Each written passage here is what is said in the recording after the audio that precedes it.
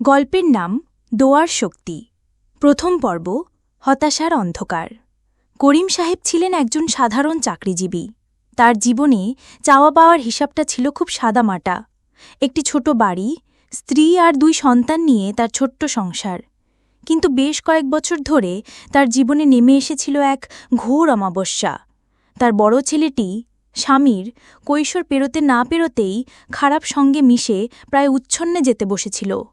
পড়াশোনা ছেড়ে দিয়ে সে সারাদিন বন্ধুদের সাথে আড্ডা দিত, গভীর রাতে বাড়ি ফিরত এবং মাঝে মাঝে বাড়ির জিনিসপত্র চুরি করে বিক্রি করে দিত তার নেশার টাকা জোগাড় করার জন্য।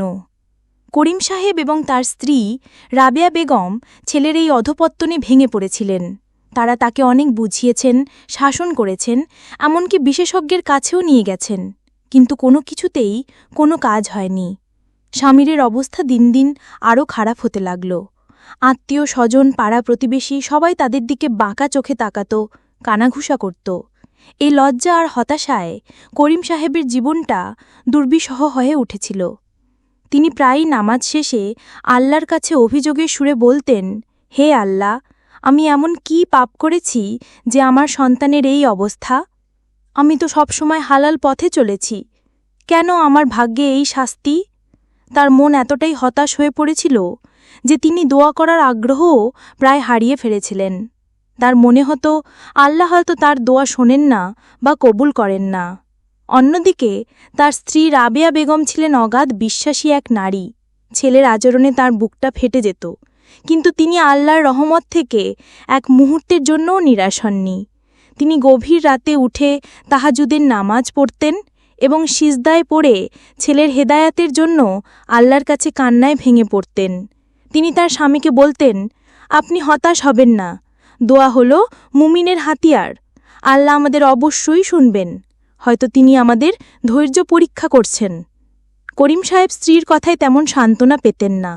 তিনি বলতেন, কত আর দোয়া করব, আল্লাহ যদি দেওয়ার হতেন তাহলে এতদিনেও কি দিতেন না? তিনি জানতেন না তার স্ত্রীর এই অশ্রুসিক্ত আন্তরিক দোয়ার প্রতিটি ফোঁটা আরশের দিকে উড়ে যাচ্ছিল এবং আল্লাহ তার জন্য এক সুন্দর পরিকল্পনা প্রস্তুত করছিলেন। দ্বিতীয় পর্ব এক অপ্রত্যাশিত ঘটনা। একদিন রাতে স্বামীর বাড়ি ফেরেনি। করিম সাহেব ও রাবেয়া বেগম সারা রাত জেগে কাটালেন দুশ্চিন্তায়। পরদিন সকালে তারা খবর পেলেন পুলিশ গতরাতে শহরের এক মাদক আড্ডা থেকে কয়েকজনকে গ্রেপ্তার করেছে। স্বামীরও তাদের মধ্যে। খবরটা শুনে করিম সাহেবের মাথায় যেন আকাশ ভেঙে পড়ল। তিনি লজ্জায় অপমানে প্রায় পাথর হয়ে গেলেন। তার মনে হল তার সব সম্মান, সব মর্যাদা ধুলায় মিশে গেছে। তিনি সিদ্ধান্ত নিলেন তিনি আর স্বামীরের মুখ দেখবেন না, সে জেলেই পচে মরুক। কিন্তু রাবেয়া বেগম এবারও ভেঙে পড়লেন না। তিনি তার স্বামীকে বোঝালেন, দেখুন, হয়তো এর মধ্যেই আল্লাহর কোনো কল্যাণ রয়েছে, হয়তো এই ঘটনাই স্বামীরের চোখ খুলে দেবে। আমরা তাকে একা ছেড়ে দিতে পারি না, সে যতই খারাপ হোক সে তো আমাদেরই সন্তান। স্ত্রীর কথায় করিম সাহেবের মন কিছুটা নরম হল।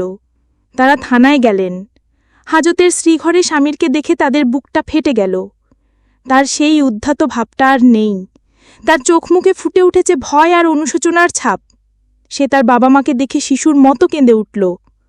স্বামীরের বিরুদ্ধে মামলা হল। তার বন্ধুদের অতীত রেকর্ড খুব খারাপ হওয়ায় তাদের সবারই দীর্ঘমেয়াদী শাস্তির আশঙ্কা রাখা দিল। করিম সাহেবের মনে হল তার ছেলের জীবনটা বুঝি এখানেই শেষ। কিন্তু রাবেয়া বেগম তার দোয়ার শক্তি আরও বাড়িয়ে দিলেন। তিনি প্রতি রাতে আল্লাহর কাছে দোয়া করতেন, হে আল্লাহ, তুমি ইউনুস আলাইহিসাল্লামকে মাছের পেট থেকে উদ্ধার করেছিলে, তুমি ইউসুফ আলাইহিসাল্লামকে কুয়ো থেকে বের করে এনেছিলে, তুমি সর্বশক্তিমান, তুমি আমার সন্তানকে এই বিপদ থেকে উদ্ধার করো, তাকে হেদায়াতের আলো দেখাও, আমি তোমার রহমত থেকে নিরাশ নই। এই দোয়ার আন্তরিকতা করিম সাহেবের মনেও প্রভাব ফেলল। তিনিও ধীরে ধীরে আবার দোয়ার প্রতি মনোযোগী হলেন। তৃতীয় পর্ব দোয়ার প্রথম ফল। মামলার শুনানির দিন আদালতে এক আশ্চর্যজনক ঘটনা ঘটল। যে পুলিশ অফিসার স্বামীদের গ্রেপ্তার করেছিলেন তিনি আদালতে সাক্ষ্য দেওয়ার সময় বললেন যে অন্য ছেলেরা যখন পুলিশের সাথে উদ্ধত আচরণ করছিল তখন স্বামীর চুপচাপ ছিল এবং তার চোখ মুখে ছিল অনুশোচনার ছাপ। তিনি আরও জানান তদন্তে দেখা গেছে স্বামীর সরাসরি মাদক ব্যবসার সাথে জড়িত ছিল না, সে শুধু বন্ধুদের পাল্লায় পড়ে সেখানে গিয়েছিল। বিচারক ছিলেন একজন অত্যন্ত বিচক্ষণ এবং ধার্মিক ব্যক্তি। তিনি পুরো বিষয়টি বিবেচনা করে এবং স্বামীদের কম বয়স ও পূর্ববর্তী কোনো রেকর্ড না থাকায় তাকে দীর্ঘমেয়াদী শাস্তি না দিয়ে একটি সংশোধনাগারে পাঠানোর নির্দেশ দিলেন। তিনি রায়ে উল্লেখ করলেন, আমি এই তরুণকে ধ্বংস হয়ে যাওয়ার আরেকটি সুযোগ দিতে চাই না। আমি আশা করি সংশোধনাগার তাকে একজন ভালো মানুষ হিসেবে ফিরে আসতে সাহায্য করবে। এই রায় ছিল করিম সাহেব এবং রাবেয়া বেগমের জন্য এক অপ্রত্যাশিত রহমত। তারা যা কল্পনাও করতে পারেননি তাই হল। করিম সাহেব সেদিন প্রথম বুঝতে পারলেন যে আল্লাহ সত্যিই দোয়া শোনেন। তিনি এমনভাবে সাহায্য করেন যা মানুষের কল্পনার বাইরে। তার মন আল্লাহর প্রতি কৃতজ্ঞতায় ভরে গেল। স্বামীর সংশোধনাগারে চলে গেল।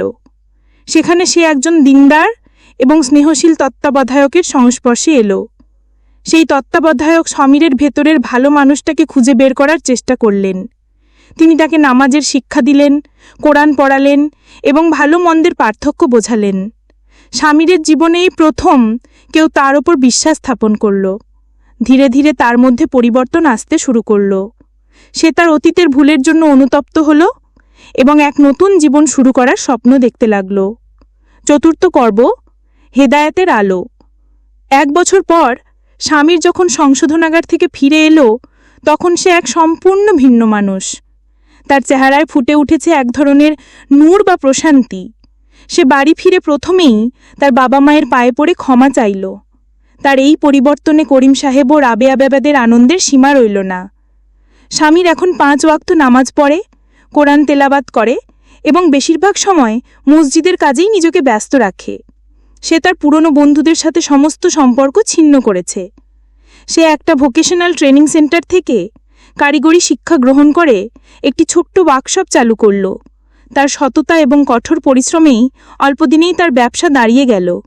যে ছেলেটা একদিন ছিল পরিবারের লজ্জা আর অপমানের কারণ, সেই এখন হয়ে উঠল পরিবারের গর্ব। যে প্রতিবেশীরা একদিন তাদের দিকে বাঁকা চোখে তাকাত, তারাই এখন তাদের ছেলেদের স্বামীর মতো হওয়ার জন্য উদাহরণ দেয়। করিম সাহেব এখন আর আল্লাহর কাছে কোনো অভিযোগ করেন না, বরং তার প্রতিটি নিঃশ্বাস থেকে ঝরে পড়ে শুকরিয়া। তিনি এখন মানুষকে তার নিজের জীবনের গল্প শোনান। তিনি বলেন, কখনো হতাশ হয়ো না। তোমার সন্তান যদি বিপথেও চলে যায়, তার জন্য দোয়া করা ছেড়ো না। বাবা মায়ের দোয়া সন্তানের জন্য সবচেয়ে বড় রক্ষা কবচ। আল্লাহ হয়তো তোমার দোয়ার সাথে সাথে কবুল করবেন না, তিনি হয়তো তোমাকে পরীক্ষা করবেন, কিন্তু তুমি যদি ধৈর্য ধরে আন্তরিকভাবে চাইতে থাকো, তিনি অবশ্যই তোমার ডাকে সাড়া দেবেন। 5ম পর্ব, দোয়ার প্রকৃত শিক্ষা। একদিন সন্ধ্যায় করিম সাহেব, রাবেয়া বেগম এবং স্বামীর একসাথে বারান্দায় বসে চা খাচ্ছিল। স্বামীর তার বাবাকে বলল, বাবা, আমি যখন বিপদে ছিলাম তখন আমি জানতাম না যে আমার জন্য কেউ দোয়া করছে, কিন্তু এখন আমি বুঝি যে আমার মায়ের তাহাজ্জুদের চোখের পানি আর তোমাদের দুজনের আন্তরিক দোয়াই আমাকে এই অন্ধকার থেকে আলোতে ফিরিয়ে এনেছে। করিম সাহেব তার বাবার মাথায় হাত রেখে ছলছল চোখে বললেন, সব প্রশংসা আল্লাহর বাবা, তিনি আমাদের দোয়া কবুল করেছেন।